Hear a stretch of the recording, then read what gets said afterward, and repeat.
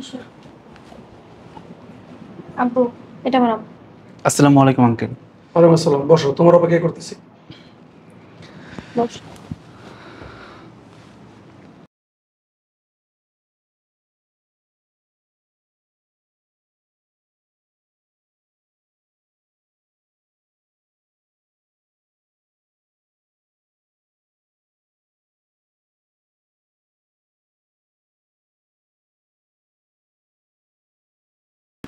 বাবা, এখানে যতগুলো টাকা দেখতেছো, এই টাকাগুলো তোমার। আঙ্কেল, আমি তো এখানে আসছি আপনার সাথে কথা বলতে, কিন্তু আপনি এই টাকাগুলো আমাকে কেন দিচ্ছেন? আমি জানি তুমি আমার মেয়েকে ভালোবাসো, আমার মেয়েকে তুমি বিয়ে করতে চাও, আর এই বিষয়ে আমার সাথে কথা বলতে আসছো। হ্যাঁ আঙ্কেল, কিন্তু আপনি কেন আমাকে টাকাগুলো দিচ্ছেন আমি বুঝতে পারছি না। শোনো, মিলি আমার একমাত্র মেয়ে। আমার বাড়ি গাড়ি টাকা পয়সার কোনো কিছু অভাব নাই। আর আমি মারা যাওয়ার পরে এই সব কিছুর মালিক আমার মেয়েই হবে। হ্যাঁ তা ঠিক আছে, কিন্তু আঙ্কেল আমি একটা জিনিস বুঝতে পারছি না, আপনি কেন আমাকে এগুলো শোনাচ্ছেন? আচ্ছা, তুমি কি করো সেটা কিন্তু জানা হলো না। আমি কি করি সেটা হয়তো আপনার মেয়ে আপনাকে অবশ্যই বলেছে। আমি তোমার মুখ থেকে শুনতে চাইতেছি। আমি একটা কোম্পানিতে জব করি। ভালো, কিন্তু তোমার মাসিক ইনকাম কত? আমার মাসিক ইনকাম 30,000 টাকা। 30,000 টাকা? তোমার মাত্র 30,000 টাকা বেতন? তুমি কি জানো আমার গাড়ির ড্রাইভারের বেতন কত? 40,000 টাকা মাসে। আচ্ছা আঙ্কেল, আপনি আমাকে ডেকে এনে এসব কথা কেন বলছেন? আচ্ছা যাই হোক, বর্তমানে 30,000 টাকা বেতনে একটা ফ্যামিলি চলতে পারে না।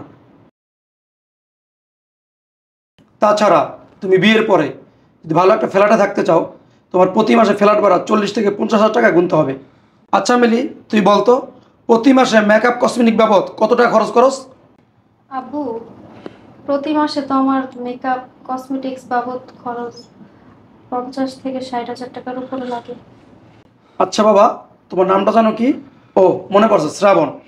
আমার মেয়ের প্রতি মাসে মেকআপ খরচ 50 থেকে 60 হাজার টাকা। অন্য অন্য খরচ তো আছে, একটু হিসাব করো তো বাবা। তুমি আমার মেয়েকে ভালোবাসো, আমার মেয়ে তোমাকে ভালোবাসে, তোমরা বিয়ে করবে, আমার কোনো আপত্তি নেই। এবার শুনলা তো আমার মেয়ের প্রতি মাসে আনুমানিক যে খরচ, বিয়ের পর সামলাতে পারবে তো? আমার মনে হচ্ছে আপনি আপনার বাড়িতে ডেকে নিয়ে এসে আমাকে ভদ্র ভাষায় অপমান করছেন। দেখো মিলি, তুমি আমাকে বলেছিলে তোমার বাবা আমাকে ডেকেছে আমাদের বিয়ের বিষয়ে কথা বলতে, কিন্তু তুমি তো আমাকে এটা বলনি যে তোমার বাবা আমাকে এখানে অপমান করার জন্য ডেকেছে। আব্বু, তুমি তো আমাকে বলছিলা শ্রাবণকে আমাদের বাসায় নিয়ে আসতে, তুমি আমাদের বিয়ের বিষয়ে কথা বলবা, কিন্তু তুমি ওর সাথে এরকম ব্যবহার করতেছো কেন? এইসব কেন বলছো ওকে?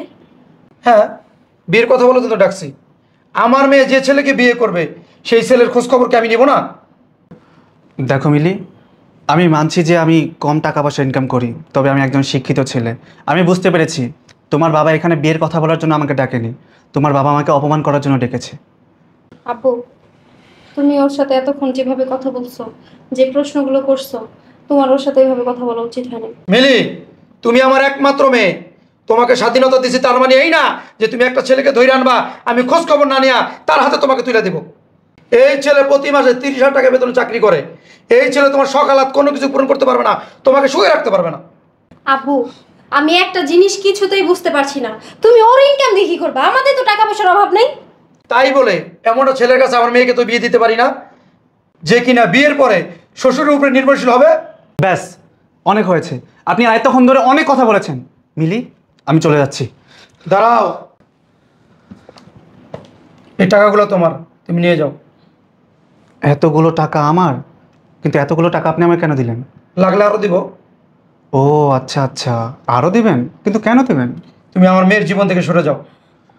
ও, আপনার মেয়ের জীবন থেকে সরে যাওয়ার জন্য এতগুলো টাকা দিচ্ছেন? আরও দিবেন? আরও কত টাকা দিবেন? তুমি বলো তোমার কত টাকা লাগবে আমার মেয়ের জীবন থেকে তুমি সরে যাইবা। আমি কি বলবো, আপনিই বলেন কত টাকা আপনি আমাকে দিতে চান। আমি কারোর সাথে দরাদরি করি না। তোমার কত টাকা লাগবে? 1 বস্তা, 2 বস্তা, 3 বস্তা, 5 বস্তা? তারপরও আমার মেয়ের জীবন থেকে তুমি সরে যাও। এখানে দাঁড়িয়ে দাঁড়িয়ে আপনি এতক্ষণ অনেক কথা বলেছেন, এবার আমাকে বলতে দিন। না আমি আপনার এই টাকা পয়সা অর্থ সম্পদ দেখে আপনার মেয়ের সাথে প্রেম করেছি, না আমি আপনার উপর ডিপেন্ড হব। শুনুন, আপনার এই টাকা পয়সার প্রতি কোনো লোভ আমার নেই। আরেকটা কথা শুনুন, আমি গরিব হতে পারি, আমার ইনকাম কম হতে পারে, কিন্তু এই টাকা পয়সার প্রতি আমার কোনো লোভ নেই। আমি এই টাকা পয়সা দেখে আপনার মেয়ের সাথে আমি রিলেশন করিনি। শোনো মিলি, আমি চলে যাচ্ছি, এখানে আর এক মুহূর্ত না। দাঁড়াও। আবার কি?